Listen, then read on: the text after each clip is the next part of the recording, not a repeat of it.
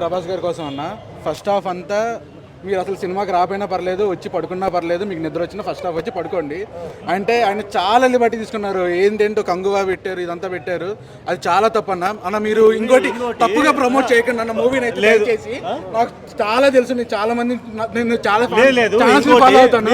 First half అంతా చాలా చాలా చాలా తప్పుగా చేసి ఇక్కడ కన్నప్ప మూవీకి నిన్న మంచు మన విష్ణు గారు కూడా ఒక ప్రెస్ నోట్ పెట్టి 2 days నుంచి ఒకటి చెప్పారు, లీగల్ నోటీస్ పంపించారు. చాలా వరకు సోషల్ మీడియాలో ఎవరైనా ట్రోల్స్ చేస్తే మాత్రం ఖచ్చితంగా వాళ్ళ మీద యాక్షన్ తీస్తున్నాను.